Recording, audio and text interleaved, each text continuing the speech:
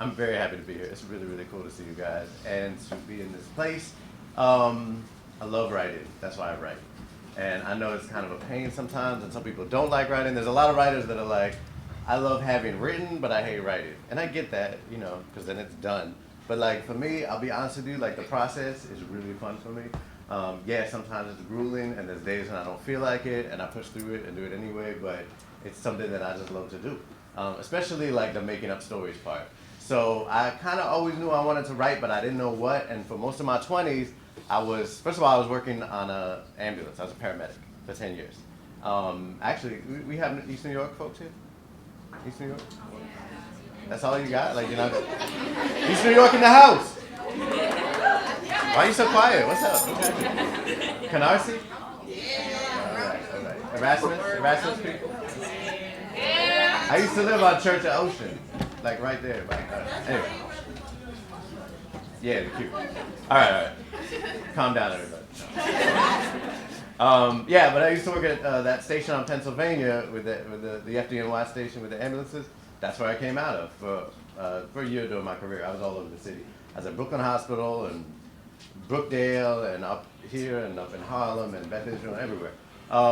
And so like that was a day job, you know what I mean? And it was a cool day job. I was like literally saving people's lives, but it's not what I wanted to do with my life. I knew I wanted to tell stories. I didn't know if it was going to be through songwriting or movies or what, but I knew that I was here on this planet, and I am here on this planet to tell stories. So I was trying to figure out how to do that while I was, taking hurt people to the hospital. And let me just, as a side note, let me say that when you tell people you're a paramedic, everyone goes, "Oh my God, that's amazing, that must be so crazy. What's the craziest shit you've ever seen?" And you're like, first of all, relax.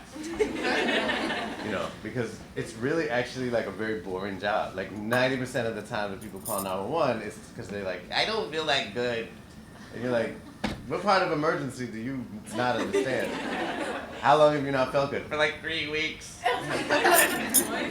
Do you want a note so you don't have to go to school tomorrow? Like, what's wrong? So it's boring, and you're dealing with a lot of BS, and you're just like, I'm pretty sure that I trained to save people's lives, and I'm here for your earache. You feel stupid. But then you get used to it. After a while, you get very used to it, and then you're in this routine of like going to people's houses, and they're actually all right, and then you're like, okay, let's go to the hospital anyway, or whatever. And then suddenly, bam, somebody dies in front of you. Yeah, it's like that, because sometimes people actually do call 911 for the right reason, and some real shit is popping off, and you have to deal with that. And it's deep, because it might be a kid, who got shot. And then you have to be on point. Or sometimes even more dangerous, because you don't see it coming. It might be somebody that looks like they're just BSing you, like all the rest of them, but they actually have some serious stuff going on, and you actually have to handle that. So you have to see through all the different layers of meaning in the way that people present themselves to you. And all of this is about crisis. It's all about how different people conceive of and present and deal with crisis. So you actually show up in the middle of a lot of people's worst moments of their lives. And so you deal with how did they handle it? If they handle it, how does their family handle it? How do the cops handle it? Often very poorly. How do different people with different mental disabilities handle it? All these different things are happening at once, and you have to see through all of it, figure out what's going on, have an analysis of it, and then do something. You have to take an action. And that's the other piece about, people say, what's the craziest shit you've ever seen, over and over and over at parties and whatever. You're like, first of all, whatever it is, you probably don't want to hear about it at a party, because it's much nastier than whatever you're willing to really deal with. It's not actually cocktail party talk. Like, there's cool, funny stories I could tell you, but that's not actually the worst stuff that we dealt with. The worst stuff, like, you need a trigger warning to think about it, because it's really heavy stuff. And the other piece about that is that we don't just see stuff. We are actually involved in doing something about it. And that's why people don't really understand that we don't take it home with us. Everyone's like, "Oh man, how you sleep at night with all the stuff you've seen?" The answer to that question is, I slept fine at night, because we weren't just seeing it. Like, if I were to walk down the street and all the craziness that we were a part of were to happen in front of me, and I'm not at work or nothing, I don't have my equipment, there's nothing I can really do. It's a wrap. You pretty much have to stand back and get out of the way when the medics show up and do what they do. That is painful to be a part of. Why? Because you didn't do anything, and you couldn't do anything. So you just basically were passive to the whole situation through no fault of your own, and then you have to carry that with you. That's a lot harder to deal with and to think through than when you are sent somewhere to deal with something, and you do what you can to deal with it, the person might not make it, but you still know that you did what you could. You threw your body, mind, heart, and soul into this situation, for however amount of time, what be it 25 minutes or an hour, 3 hours that you were there dealing with that patient. You did what you could do, and everything else that you were dealing with becomes completely irrelevant in those moments, which is amazing because you're thinking about your ex, you're thinking about this phone call you just got, you're worried about the rent. None of that matters. It's all BS because someone's literally dying in front of you. So you're dealing with it, and then it's over. And then instead of being like, oh my God, I can't believe that just happened, you go and get dinner. And people are like, oh man, y'all just, you're just building walls around your heart, you're not dealing with stuff, it's too much to handle all the time, you're shell shocked. It's not that, I promise you. We're very in touch with our own hearts. Paramedics are very real people, fully feeling and thinking humans. It's that there's a routineness to it, and that doesn't mean we're cold to it. It just means that when you are handling it, it's different than when you're watching it. There's a kind of healing and cleansing built into the process of taking action in the world. And that applies on the ambulance, and you could actually feel it happening while you're working, if you're aware and you realize it. And then because there's a moment where you're like, why am I eating a pizza like 20 minutes after someone got shot? And I was there. Because you dealt with it, because you were a part of it. And it's true in the world. If you keep watching the news over and over and feeling victimized and in pain about what's going on in the world, which is very easy to do, it's going to traumatize you on some level. And that doesn't mean retract from it and never watch the news or never be a part of the world. It actually means the opposite, move forward into it, whether that means taking to the streets or writing about it publicly or even just talking about it and trying to figure out what to do. That's a form of action. So you're doing something. It's not about whether or not you succeed. You're not necessarily going to topple, the establishment necessarily right tomorrow, maybe in a couple weeks. But it's about, did you take an action? Do you feel like you're a part of the world, or are you constantly being victimized by what you're seeing and what you're bearing witness to? And I knew that a little part of me understood that in college when I was thinking about being a paramedic. I didn't want to just have a job that, had me bearing witness to something and writing about it. I wanted to have a job that put me in the thick of it and had me actually taking action because I needed to understand what that meant. What that meant was healing. And what we all have to do is heal, no matter who we are, what we want to do with our lives. There's some form of healing that we all need to go through in order to just take part in the world, because the world is very complicated and traumatizing to anybody, but especially to folks of color. So all that was a part of who I was and what I was thinking about when I really sat down to write. On the other tip, I'd been working as a community organizer. So I was working with kids of color in communities like Bushwick and doing social action work and organizing marches and doing trainings and theater and different stuff like that. And I was like, for me as a kid, I was a total nerd growing up. And I loved fantasy and sci-fi and Lord of the Rings, all that crap. I loved it, but I was also like, shoot, where am I? You know what I mean? Like, there's no Latinos in those books. Like, there's no black folks in those books. If we're in there, we're bad. Like, they'll throw in dreadlocks on orcs in the movies for no apparent reason. Like, orcs have dreadlocks? Like, they have salons they go to for that? Like, it's ridiculous to me. And why? Because there's a whole history. The history, in fact, of Western literature is a history of us being made into criminals and freaks and sideshow, all these attractions and, vixens. And I think that's messed up. I don't think that's right. So that's part of why I write, because I couldn't find myself in those books. And then when I grew up and I was teaching kids, they couldn't find themselves in the books either, a whole generation later. And I was like, really? Like post-racial America, are you kidding me? Like, and people want to be like, oh no, we have a black president, we cool. No, if we can't find ourselves in books, we're not cool, first of all. If we're still getting killed in the street, it's not cool. There's a problem.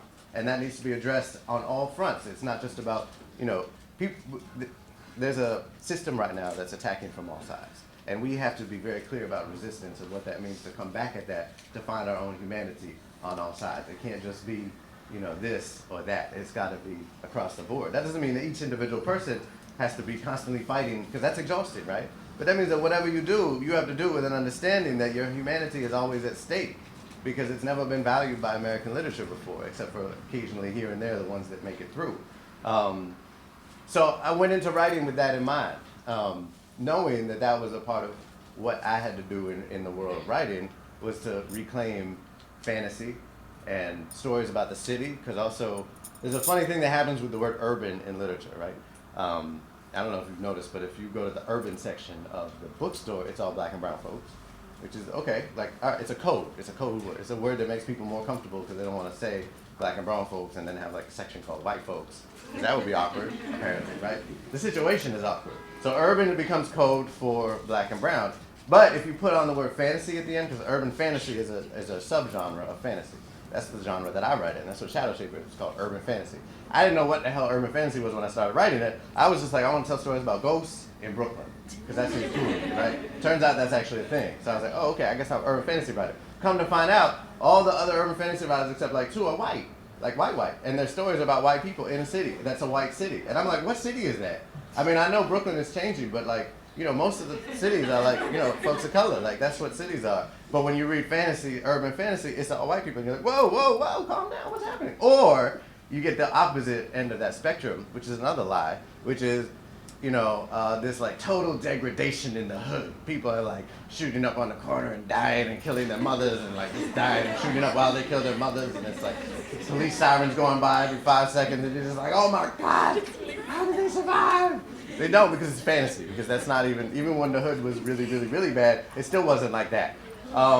Because that's a white version of the hood, which is false, which is a lie. And it's one thing, you know, it's not even about like one book or another, because you could pinpoint one book and be like, well, this is jacked up, this isn't true, right? But it's about the whole industry. You have to think about the entire message that's being given to us about what does the city look like. And to me, the city is like, first of all, so beautiful and so full of power and complications, and to me, ultimately it's a crossroad. It's a crossroad of all of these different things, and most of all, maybe not most of all, but for me, I think really fascinating is that the city is a crossroad of the future and the present and the past. What do I mean by that? Like in Brooklyn, right? You can walk down the street that's named after somebody who owned other human beings and had a whole plantation. Take a left and you're on Malcolm X Boulevard. And then you're on Marcus Garvey Boulevard. And then you're on Abolitionist Street. And then you're on another street by some dude that owned people. And it's like, there are so many layers to just that fact. You could walk around Brooklyn and the place is alive with the dead. And on top of that, there are memorial murals for people that got capped on that corner 20 years ago that are starting to fade. Or that have a fence, I saw this, have a fence put right through the middle of their face because someone else bought up that property now because of gentrification. They don't really care about a mural of a man's face on the wall, so they just put a fence in the middle of it, right? The neighborhoods are changing. They are dynamic. They're alive. They are a constant crossroads. And all those things are related to power, money, privilege, race, class, all these different things that are going on. Even if it's like a huge tower, you know those new towers that they throw up. It's like a whole block of brownstones and then it's like a glass tower in the middle. And you're like, what kind of science fiction is that? It's wild to look at. But it tells a story. You know, if you see a bar, like a really fancy, classy bar that you wouldn't even like feel comfortable going into if you were of age, right next to like a 24-hour nail salon, right next to one of those hood Chinese places, right next to a storefront church. You know, that's like what Bed-Stuy looks like right now. And it's deep. And there's a story to that. So the street is telling a story. And it's a fascinating story. And it's complex. And it talks about the movement of people over time and the movement of time across people and all these different layers to it. History in the past. So that's why I write ghost stories, because I think that's fascinating. That like the history still walks with us. That was always a principle as a community organizer that, you know, we understood deeply, was that history is always with us.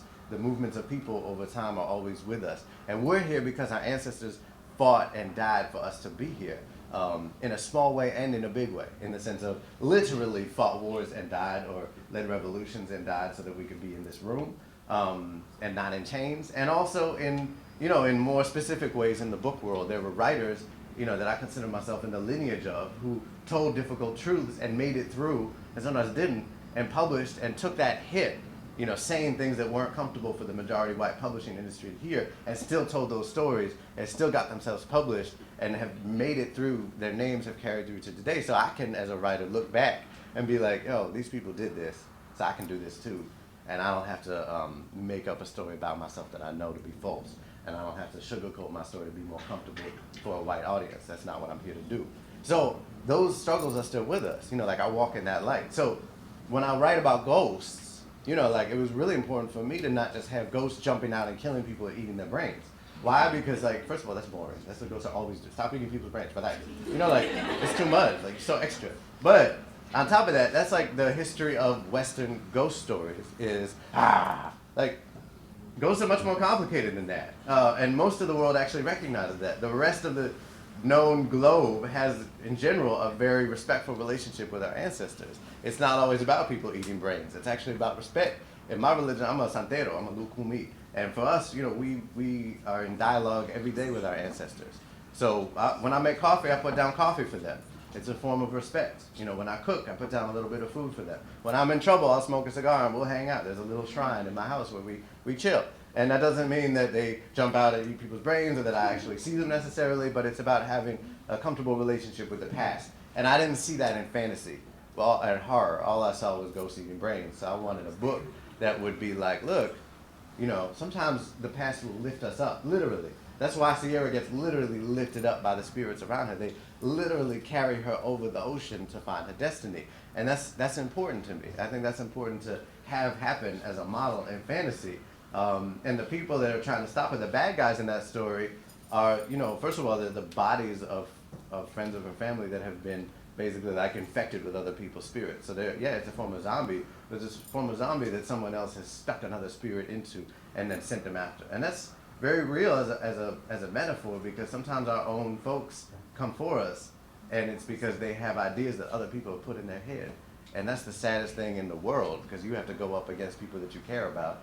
And then behind that, there's this idea of appropriation and what Dr. Wick is all about, which is feeling like he can save this community that he actually has no stake in and no part of, but he feels like he has a right to come in and start messing things up. So I wanted to deal with all that stuff in part because I didn't see it dealt with enough in fantasy, and in part because I think it's a good story. And that's the other piece, is people will tell you a lot, like, oh, you're trying to be political with your work. It's like, yeah, everybody's political with their work. You haven't read a book that's not political, I promise. Because whether it's the politics of pretending not to be political, that's a very political statement to make. Oh, no, I don't believe in being political in my work. Actually, you do. It's just that you don't want to own it, and so we don't get to talk about it. I'm telling you right up front, this is exactly what I feel about the world, and I'm going to tell you a great story about that, and it's going to be mixed in there because that's the truth I know. Great stories tell you a truth, even if they're about ghosts or monsters or whatever. There's still some deep truth in there, and that's your job as a writer. You still have to tell a great story. So you might do that with the world that you create around them. You might do that with the way that you make the magic happen. It's on you, but you got to tell a great story. And I think that all those power dynamics in Brooklyn is a great story. It's a sad story, it's a tragedy, but it's also an important story. There's layers to it, there's dynamics in it, there's power at work, functioning, there's conflict, there's tension, there's great characters. That's what good stories are made up of. So I don't think it's like this question of like, oh, you're gonna be didactic and preachy once you decide you're gonna say something important with your book. No, my book's not preachy, it's just true, And so I'm gonna close by saying, and then we'll take questions, by saying, tell your stories. Like, if you're a writer, if you're not a writer, there's some way that you put your word out into the world. It might be visually, it might be, with computer programming. Whatever that is, like, you have to understand that we need you right now in this crucial crossroads, this moment in history, which is very, very, very important and very dire. The stakes are very high. We need you to tell your story. Like, not my story, your story. Like, whatever that means to you. And you have to do it with like the truest truth that you can muster up. Even if there's goblins in there and dragons, you can still find truth in the deeper story of what it means to be who you are today. That might mean your turning point in how you came to know your own voice. That may mean how you understood love for the first time.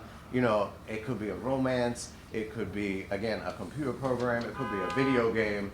We need you to tell your stories. Why? Because y'all stories are the ones that literature has erased for centuries. And so each and every one of them matters more than everything else. Like, I need you to tell your stories because we don't see it enough. So however you figure out to do that, however you have to do, whatever you have to do to find your voice, do it. And be in community with other people like you that are trying to do it. So the people in this room, the other writers that you love, just figure out how to be in that community. Whether that means having a critique group where you guys read each other's work, and by work I just want to open up that because when people won't tell you this, but when you tweet or Snapchat, you are creating work. That's your intellectual property that you're putting out into the world, and it's important. Like whole new language has changed because of social media, mostly because of what young black and brown folks are doing on social media, which corporations will then pick up and then make really big profits off of. Like On Fleek, a 16-year-old girl in Chicago made up On Fleek. That's a black girl in Chicago, 16, Vined it one day, went viral, you know, and then Nicki Minaj is picking it up, and all these other folks are picking it up, and then the advertisers are using it in their ad campaigns, and it goes entirely viral, and corporations are making billions of dollars off that word on fleek. She does not get a penny of that. Now, that's not to say don't post on social media. Just understand that you are artists and you are creative people and you are thinkers contributing to the great big world of thought when you post up on Twitter and whatever social media platform you do. Like, honor that. You know, just understand that you're part of changing culture when you do that in a good way. And then also in a bad way, people will mine that content and steal it from you, and that's jacked up. So you have to figure out, you know, Wattpad is pretty cool, I think, because you can't steal stuff off it. I'm not on it, but that's a form where you can put your writing up and comment on it. There's a lot of ways to participate in the community of people thinking and writing right now. And you should take full advantage and just jump in there and be a part of it because it's exciting. And part of the excitement is that there's no controlling it really. Like writers, this is an unprecedented time for writers. We've never had a moment where we can speak, like I can go onto Twitter right now and tweet something and 20,000 people will see it. No editor is in the way. There's no producer standing there being like, well, I'm not sure if you should really say that. You might offend some people. I just say whatever the hell I want. And that's jacked up. Like you see that happen, you know, a lot of like celebrities, I wish I didn't know what they were thinking, quite frankly, because now I hate them. So that's real. But on the other end, like we're able to have conversations literally globally now that we weren't allowed to have before because there was always an intermediary trying to say that maybe we shouldn't talk about it because it's uncomfortable. But people are talking about feminism in new ways. People are talking about media in new ways and movies and books. And a lot of the diversity movements that are coming up because we can talk to each other across platforms now that we could never do before. So movements are happening, and that's exciting. And this is your time. This is like your moment to like fully embrace that and just be up in it. Not in a stressful way. Again, you have to practice self-care throughout, but take part in this storytelling moment in the world and tell your story. Thank you.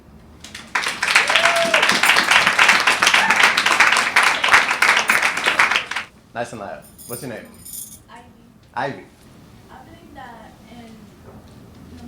that every writer has that one moment where they get inspired to write a book.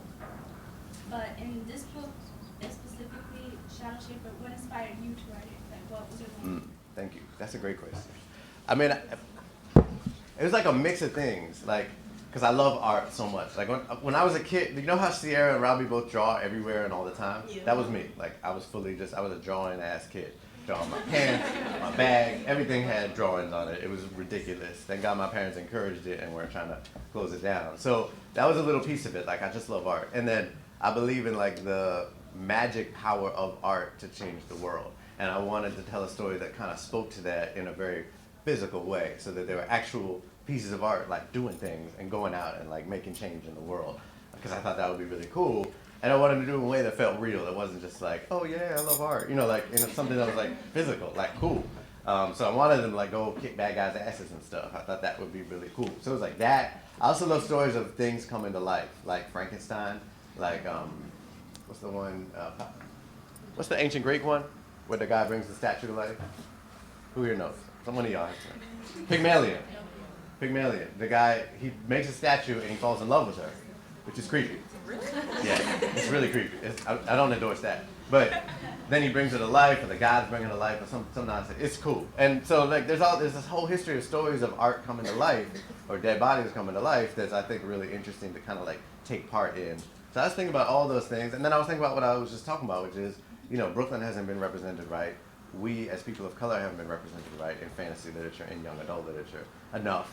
So, you know, let me tell a story that does that, and let me just see what happens. So it's like your brain is a machine. You kind of feed in little elements. So I was like, art coming to life. You know, honest stories about Brooklyn and people of color. Whatever it means to be Latino in that complicated, you know, whatever that means. Boom. So I put all that in there, and then Sierra showed up in my imagination and was like, what up? That's my people. So Sierra showed up, and then I was like, oh, I guess I gotta tell this story now because I have a character. And Sierra was like, she showed up fully who she is. Like there was no character development. She was just like, I'm here. This is who I am. You're gonna deal with it or not. And sometimes that happens with characters, and you gotta either step up to the plate and deal with that or not. And I say that because right now there's a lot of conversation, always, but especially right now, there's a lot of conversation about this question of right and the other. Because I'm not Sierra. You know, I am Latino. I am brown, but I'm light brown, and I'm not black. And Sierra is Afro-Latina. and she's a female, and she's female, and I'm not. So I had to really think about that, like really take time and be like, can I, as a man, as a non-black Latino, who is from Boston, not Brooklyn, really write this story, which is a lot of things that I'm not. And I really had to like think about it. And I always tell my students and other authors, like, you have to actually consider that no might be the answer to that question when you ask it of yourself. Because otherwise you're just gonna be like, should I do this? Yeah, I should do this. And it's like, yeah, I don't think you really, and that's how we get a lot of really half-formed representations of who people are. So, I really thought about it, and I've done a lot of work around what it meant to be a man and masculinity and understanding privilege and patriarchy and the different dynamics within the Latino community of anti-blackness and stuff like that. So I felt comfortable like really addressing that and not trying to hide behind it. Because I think a lot of writers, when we write, people that aren't us, that don't have as much cultural power as we do, we kind of try to pretend that everything is cool and like, oh yeah, we're all one people. No, we're not all one people. No, clearly we're not all one people because people are still dying on the streets. So I had to challenge myself to really like step up to Sierra as a character and really own who I was in order to be able to create her with honesty, I think. It's a great question. With Robbie being Haitian and Sierra being Spanish, what made you want to put them together? Well, because I think there's a lot of beef that's artificially created between our communities. And like, Haitians get shat on all the time by other Caribbeans and other folks in general. It's like, oh, Haitians. Like, Haiti's amazing. Haitians are amazing. Everyone's amazing. But like, what? So, and then Dominicans and Haitians have beef, and it's like, there's a lot of issues that we have as communities. And they're not just, I think beef is even really simplifying it because they're historical, power-based issues. Like what's happening in the Dominican Republic right now is very, very, very dangerous and important to think about. They're deporting Black Dominicans and Haitians by the busload in a really dangerous situation that, we need to be clear about and understand. So a lot of that was sort of about healing those historical rifts a little bit and understanding that, like, in the diaspora, in the various different understandings even of what diaspora is, there's also a lot of room to love. And I think if we step back, we see, like, in a lot of communities, there'll be, like, Latins and non-Latins and whatever, all just different forms of black and brown loving each other. But those aren't the stories that get promoted or, thrown out there. It's always, like, the rival gangs. They hate each other. Or they found love, but they're Romeo and Juliet star-crossed, that bullshit. We're tired of that. Like, what I mean? Like, that's a very old story. Romeo and Juliet, it was written hundreds of years ago. Like, if you update it with Bloods and Crips, it's still kind of, we've seen that. And I just feel like, get over it. So, I wanted to tell that story and have this romance. And also that it was important to me that Robbie was creative too, and that he values her creativity and her spiritual power. So they have a romance. They're attracted to each other for sure, but they're both a little tentative. And then when they do kind of like click, it's like there's a lot going on beyond just like, ooh, that dude is fine and morose. There's a lot of morose young adult heroes. Like most young adult love interests are very grumpy. It's like very moody. Like I just want, sad. Be happy or something. So I want to, and Robbie's kind of moody too, to be honest. But he's still like, he's doing stuff. He's an artist and he's a shadow shaper. So I also wanted her to have a shadow shaper her age that she could connect to and all that stuff. So that was what was behind it. Great question. What's your name? What? Grace. Grace. That's a nice one. Okay, over here and then we'll go to the back. Yeah. My name is Angel. Angel, thank you. Do you think about how to avoid making your characters fall under like stereotypical categories when you write? Yes, I do. That's a great question, Angel. And that's the other piece because listen, they're gonna tell you a lot in writing workshops. And if you ever go to a writing workshop that's like how to write about the other, which is a weird category anyway. I know. They're gonna be like, just do your research, do your homework, understand it, get all the facts. Listen, the facts ain't shit if you don't understand the power dynamics that are at play and the history of the representation of that other. Because if you don't understand the history of the representation, you're gonna do it. So, on a very simple level, and the other piece is, you're still working in that same framework if you just reverse the framework. You don't get any cookies for that. Like, because it's easy, and you see men do this a lot. We'll be like, oh, we're going to have a woman character, but she's going to be badass.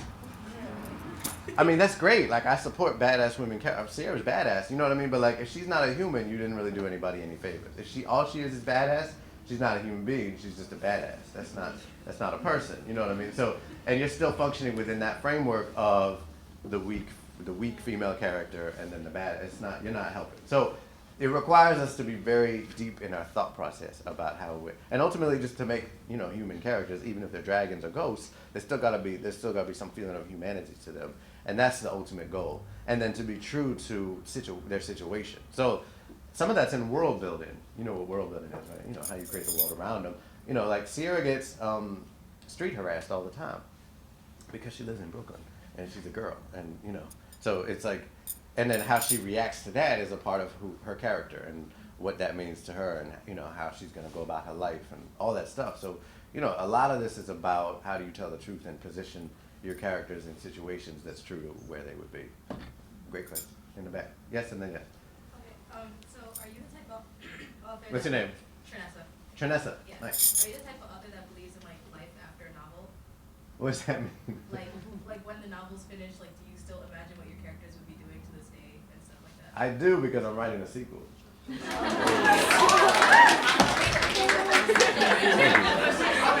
That's such a nice reaction. You guys warmed my heart.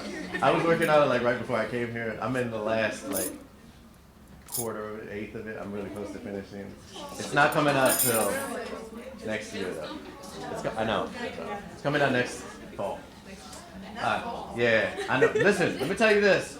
Publishing is slow as hell. It's very slow. It's very, very slow. I started writing SHADOWSHAPER in 2009.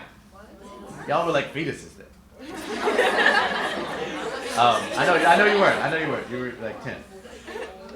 Like, how old were you? I can't do math. 5? Anyway, you were tiny, and I was writing this book, and I submitted it to Scholastic in 2009 because I was so excited about writing it. I literally wrote that shit in like 3 months because I was like, ah. Now mind you, it was a totally different book, and I had to change it a lot in the editing process, which you should also understand. Books change a lot over the course of it, but you know, in ways that made it much better. So I submitted it. Maybe 8 months later, I submitted like 3 chapters to Scholastic because that's how you start. And then they're like, oh, I like this. Like 8 or 9 months later, they're like, oh, you're the guy that submitted it. Yeah, this is cool. You can send us another 6 chapters. I'm like, oh, God. And then like a year later, they're like, oh, this was great. Send us the whole thing. And I'm like, oh, yeah. Meanwhile, and this is really key. I need you guys to understand this. In the meantime, I wasn't just going to work and coming home and waiting and checking my email. I wrote another book. And I took a class in writing. And I wrote short stories. And that's why last year I put 3 books out. Because in the course of waiting for everything to happen, I was working on other stuff. So I have a whole adult series for adults that takes place in the same world as SHADOWSHAPER. It's still Brooklyn and Supernatural, and Gordo shows up, and you know, it's like different characters show up, but it's what I was doing while I was waiting for SHADOWSHAPER to happen. And it's really good to do that, first of all, because then you get to put out 3 books in a year. Second of all, because then you're not completely going nuts waiting for your email to pop, because it takes a long ass time, especially children's publishing. Just understand that. But anyway, yes, I also think about, to answer your question, I do think a lot about what characters would do. And there's like pages and pages of stuff that I didn't even, it's not pages because I never wrote it down, but those characters are so alive for me. Like I could just sit down and write them shooting the shit in a coffee shop for hours, but it would be a bad story because nothing would happen. It would be fun to read because they're great characters and they have a good time, you know, chopping it up, but you know, nothing would happen. It wouldn't really be a story. And that's like, I know my own task as a writer, I have to keep myself in line. So the dialogue always has to function in service to the story. So even when they're cutting it up in that coffee shop, it's in the service of moving the plot forward on some level, and there's always stuff going on. But yeah, I love those guys. Like, like going back and writing the sequel, like, I'm just in heaven because I get to hang out with my friends. That's what it feels like. I was like, oh, what's Izzy up to now? Oh, okay. Hey, T, what's going on? You know, like, that's what you feel like, which is cool. And I feel like that's how characters, you know, come to life, is if the author believes in them. But yeah, great question. Yes, with the hat.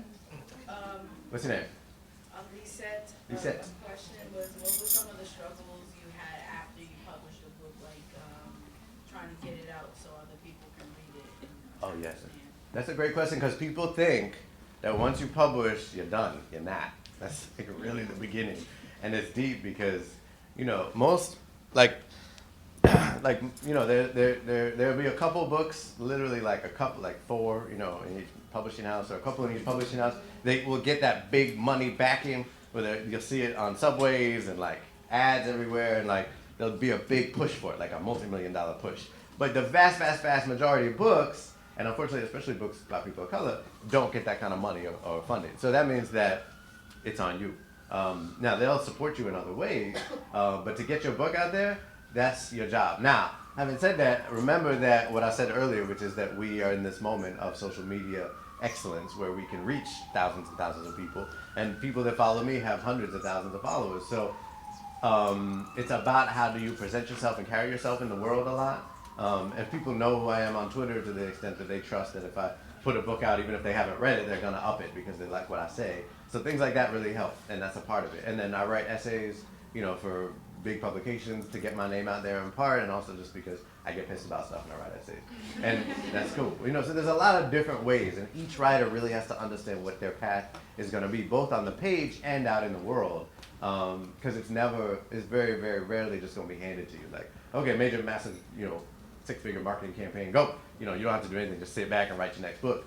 That's not really how it works. But the good news is, you can be creative with it. And I think that writers do really well when they allow their creative brain to get to work on that problem instead of just, because writers hate marketing, we feel like that we shouldn't have to do that. It's like, oh no, I'm a writer, I don't have to market. I don't know why they're French when they do that, but that's what happens. And then, but it's like, that's another creative endeavor. And if you approach it that way, it's not so intimidating and scary. It's not grudge work. It's like, okay, let me figure out how to be creative about it. So for me, that meant writing essays, and you can kind of kill two birds with one stone. It's complicated. I want you all to be thinking about that because it doesn't end just when you get the publishing deal, because there's editing to do, and then when the book comes out, it doesn't end either because you still got to move that book, and it's hard, but it's good hard. Yes, what's your name? That's the end. You speak about creativity a lot, so when did you get your ideas for your covers? See, now, the cover, that's a great cover, isn't it? Yeah, I really love that cover. Here's the thing about covers. You get basically no say in your cover. So I didn't do anything creatively for that cover. But I did tell them, and it's complicated. Most writers, they'll see their cover when it's done. And then you better like it because that's the cover that you're walking around with for the next however many years. That's your book, right? Which is really deep because especially here we come back to this issue, which is very important. Publishing industry is between 70 and 80% white. Now, that's all levels. And when you break it down by where in the industry they are as far as gatekeepers, it's even more so with editors and with agents and et cetera. With publicity people and the people and then cover design people and stuff, most of the time it's going to be white folks drawing those covers and being in charge of that graphic design for that, which doesn't mean they're going to do it wrong. I would never say that, but it means that there might be issues that come up like hair and skin tone that they don't have an understanding of, as in-depth an understanding as a person of color would. So that comes into play. And I think that what's good right now is that publishers realize that those things are happening, that there's a very changing landscape as far as who's reading and who's writing and what's happening. And so they're very aware of that. And they also know that I'm loud and have 20,000 followers on Twitter, and I will jack them up if they do something wrong. So I think they were conscious of that too. And so both publishing houses that I work for, Scholastic and Penguin, were very, very, very cool about coming to me and being like, and sometimes you can get in the contract, and that it wasn't in the contract. I had no contractual power over that cover, but they were very, very cool, and they came to me from jump and were like, so here's what we're gonna do for the cover. I was like, no silhouettes, because this is the thing to do. They'll finally get a book out about people of color, and there'll be a teacup on the cover. You're like, book isn't even about tea. Or you get a person and it's a silhouette and they have their back to you and they're looking off and they might as well be white. You know what I mean? So, they knew that we weren't gonna play that game and that Sierra was a proud, big-haired black girl and was gonna be that on the front. And I told them that, and they sent me different pictures of different models that could be for that cover, and we picked one together. And the girl's amazing. She's really into the book. She actually came to the book release party. But in the pictures she sent, she had her hair down and frizzled, and and curly basically. And I was like, she's perfect, but you gotta blow her hair out and give her a fro, because that's what Sierra says it in the book. I'm not even trying to be cute. That's what it says in the book. And not for nothing, but part of the reason that it says it in the book explicitly, besides that I wanted to cover the topics of hair and what that meant, good hair versus bad hair and all that bullshit, it's also because I needed to be able to say to them, it says it in the book, so don't give me no trash about oh, I don't know, it could be up for grabs, So I was very clear with them, and they were very respectful, and they were very clear with me, okay, we're gonna do what we can, and then they did an amazing cover, which is great. But it's stressful because with that moment when you get mailed the cover, I'm actually waiting on one now for my third book in the adult series, and it's a black girl on the front, and I'm just hoping to God that it's great, because we've already gone back and forth about the last one. But again, they're really great about it. It's just a conversation that you have to have, and you have to learn how to be able to have that conversation, and it's complicated. But I love the cover. I love all the covers that they've done for me. Yes? We've got time for a couple more questions. Okay, right, yeah. What's your name? Alyssa. Oh, both. Okay, we'll do Alyssa and then Janaya. You said that you published other books. Yeah. What are the names and where can we find them? They're all up. Thank you. They're all at Barnes and Nobles. They should be. They usually are. And then they're also at smaller bookstores. Oh, you guys are in East New York. Greenlight Bookstore has all my books. They're on Fulton in downtown Brooklyn. In Greenpoint. Greenpoint? No, Fort Greene. Fort Greene. What? What? Yeah, by the A and the C. Yeah. The C. Anyway, yeah, you can get them. My first novel is called Half Resurrection Blues. It's about a half-dead hitman that goes around Brooklyn, like killing ghosts and stuff. Really cool. And then he falls in love with another half-dead chick. It's like a mess. And then my second book in that series just came out in January. It's called Midnight Taxi Tango. And that one actually has, you guys remember Izzy? Yeah. The rapper? Yeah. Her stage name is King Infinity, right? King Impervious. And a lot of her rap, she's the favorite rapper of one of the characters in Midnight Taxi Tango, who walks around listening to her raps all the time. So there's a lot of her raps in the book, which is kind of cool. Yeah, there's like a lot of like cross conversation. So those are the three that are really out right now. Midnight Taxi Tango just came out.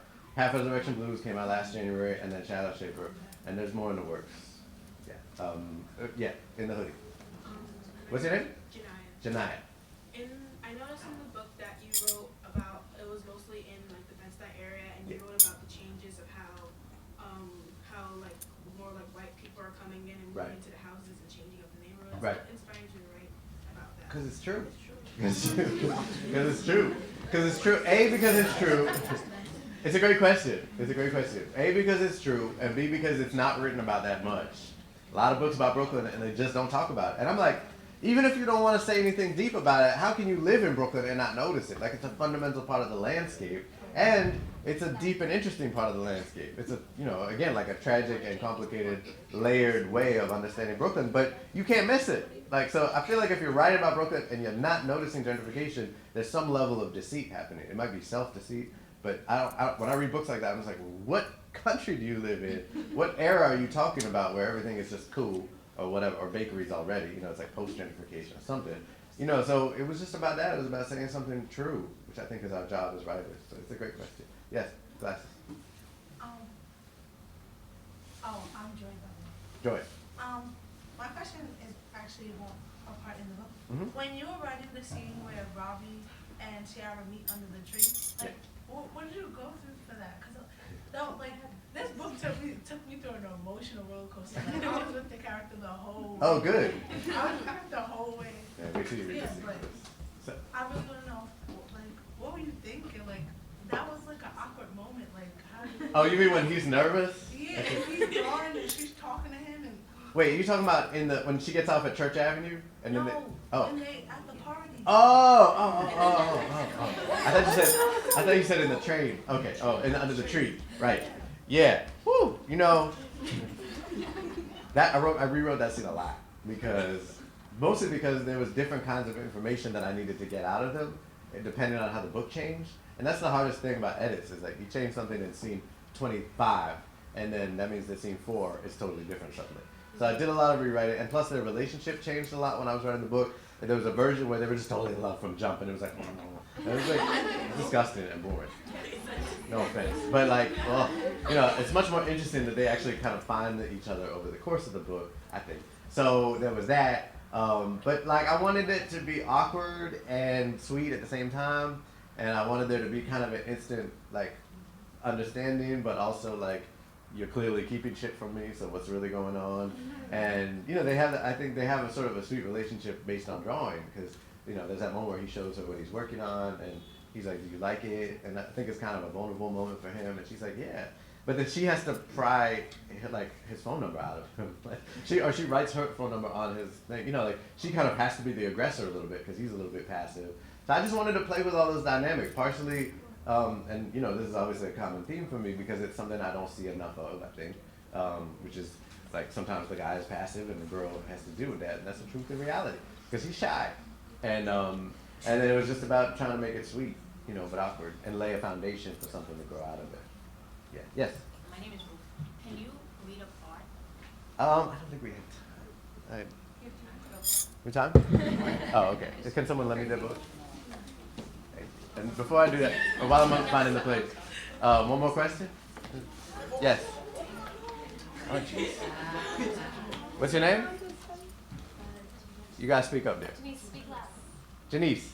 Okay, what's your question? My question was, how did you feel after you write KidsRead? How did I feel after what? How did you feel after you wrote KidsRead? After I finished it?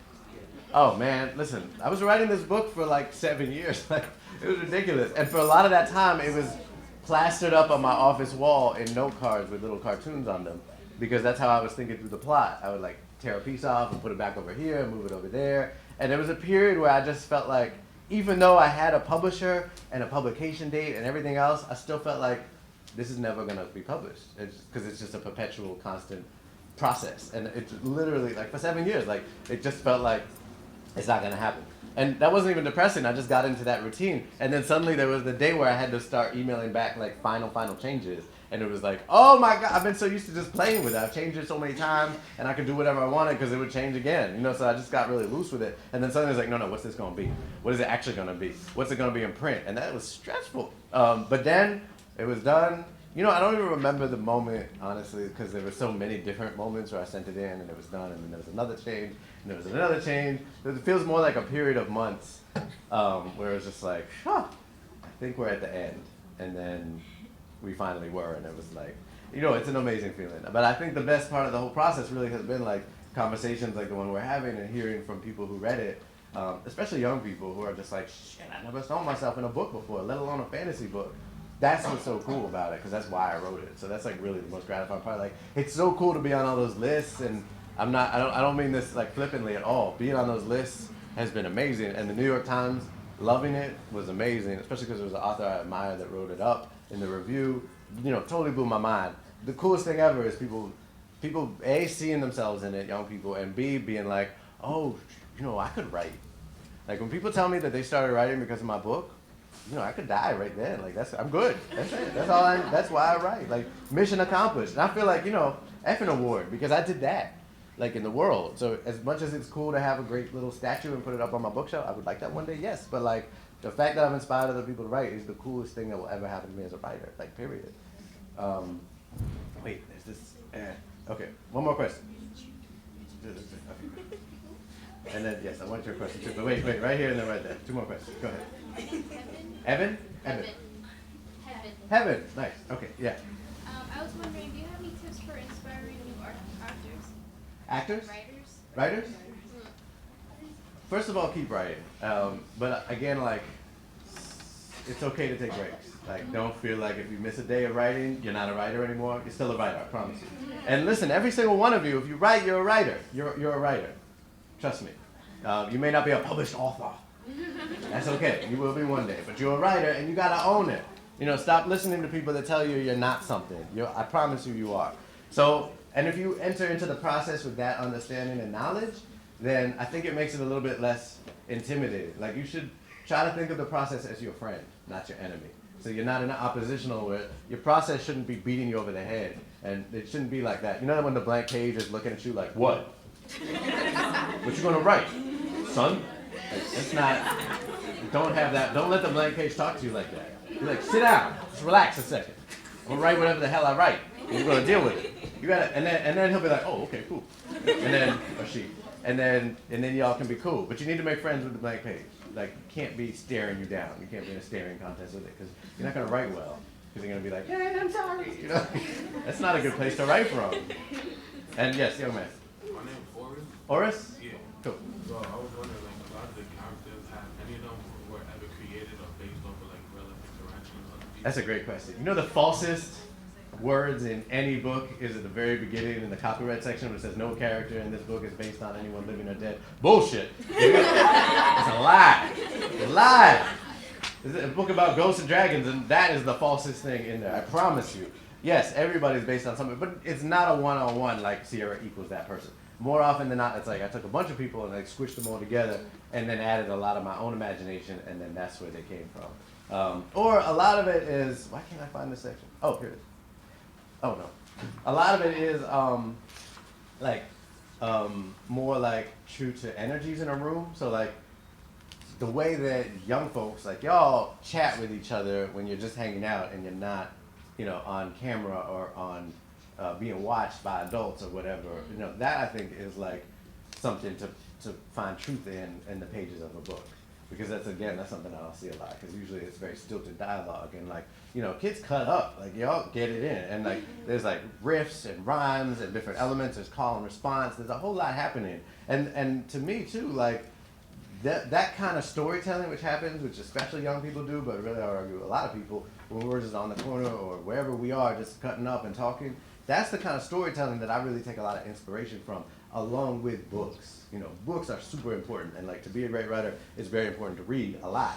But don't forget that writing all goes back to oral history. It started with people telling stories to each other. That's the beginning of it all. That's why I always read out loud when I'm writing. Like when I finish writing, you want to do a read through out loud so that you can tell, like all those jacked up sentences that you will write, you'll hear them when you read out loud. You're like, and then she went into the room which was also on fire, and so she walked around. What the hell? Like, no. So you'll start making better sentences when you read out loud. Why? Because writing is really an oral art form. It's about talking. It's about talking to each other. It's a call and response, community type of art form. And that, I think it's really important to honor that. So listen, paramedics can tell a bad story. Like, paramedics are really good storytellers. And that's part of where I learned to write, was listening to and telling stories, like, on the ambulance. Okay, here it is. Chapter 21. They're in Prospect Park, and Robbie just taught her how to shadow shape. Sierra swallowed a wave of panic and squinted at the dark trees around her. "This dude just loves disappearing," she muttered, crouching. She placed the green chalk against the pavement, took a deep breath, and drew 3 sets of eyes. Then she looked up. The road was empty. "Come on, spirits, I know you out here." She squinted, and for a few seconds all she saw was the muted starshine of the night's lanterns. Then 3 small, plump shadows emerged from the darkness and swayed toward her. "There you go." She steadied her trembling hand, raised it to the air, and gulped as the figures launched into a run. The icy swirl poured through her. Sierra slapped her right hand against the eyes, and they sprang to life, each set swerving across the pavement into the night. Sierra smiled. "Find Robbie," she whispered. All 3 pairs of eyes swung off the path into the forest. She rolled her own eyes. "Really, dude? You just had to go right into the creepy forest, huh? Die." She steeled herself and stepped into the woods. Sierra had never known such total darkness. She put her hands forward and moved quickly between the trees, trying to ignore her thundering heartbeat. A flash of green glinted across a tree stump a few feet ahead, and she made her way toward it. "I'm seriously going to have a talk with Robbie when I find him," she growled. "Seriously." When Sierra first heard the humming, it wasn't because it had just started then. It sounded as though it had been going on for a while. It was like when she'd be sitting in class for 45 minutes and finally get so bored she'd notice the stupid heater had been clacking and smashing away the whole time. The voices grew around her in a cloud of sound. It sounded like the choir at Benny's church, both beautiful and haunting. The voices ranged from low and mournful to high and exultant. They blended together in rising and falling harmonies that filled the night. Sierra stopped walking and glanced to either side, but the forest darkness was unyielding. She wanted to yell out, "Who's there?" But that was too much like what the chicks in horror movies did right before they got AIDS. So she kept quiet and stayed perfectly still as the hum rose and fell in harmonious waves. It was too late to turn back. The noise was all around her, seemed to well up from inside of her. "Nice," Sierra said. "Got myself lured out here to this stupid forest." She took a step back toward where she hoped the wide open field was, in the middle of this stupid situation. Another step. The humming kept getting louder. After this stupid week full of stupid weirdo things happening, she couldn't take it anymore. The drone seemed to be covering her, bursting through her. Sierra ran. She didn't care about what she might run into or what direction she was going. All she wanted was to get away from the noise. But the sound kept with her, burned incessantly through her ears, trailed her like a stalker around every turn. Branches slapped against her face and arms, biting into her skin. She saw a log up ahead, planted 1 foot hard on the ground, and threw her body into the air. It was only after she'd sailed over the log and landed several feet past it that she realized something was different. First of all, she'd seen the log lying there right across her path. It wasn't just her eyes adjusting to the darkness. She could see everything around her in crisp detail. And then there was the jump. She'd been airborne for 5 or 6 seconds easily. She had basically glided along until she felt ready to land. For a flickering moment, Sierra saw herself as if from above, bounding through the forest in long strides, nailing each leap. It was terrific and terrifying at the same time, like she was some kind of superhero. And then she was back, without having lost a step. She hadn't escaped the voices. In fact, they were louder, and now she could make out dark shapes moving along the edges of her vision. She turned, her suddenly spectacular eyesight capturing every nook and nub of each tree, and she realized that there were indeed tall shadows rushing along on either side of her. They emitted a slight pulsing glow, a single illuminated heart beating through each one. A jolt of terror coursed from her throat to her stomach and sent tremors up and down her arms and legs. The humming, once a deep baritone, was becoming higher pitched. Woo! She bounced from rock to rock up a steep hill, grabbed a hanging branch, and hurled herself toward the top. Everything seemed to slow as she burst through the night air. The shadows flitted and swarmed around her, reaching out. Sierra saw a cement walking path ahead, aimed for it, and came down running. Something about these spirits buffered her, kept her afloat. She was protected. She could feel it all over her body. Like the same faint glow the spirits emitted radiated from her too. She shot forward, barely conscious of her feet moving at all. The path led to a clearing, and beyond that would be the long meadow and then Grand Army Plaza. She pumped harder. The trees became a blur on either side of her. Where was Robbie? Thank you guys so much.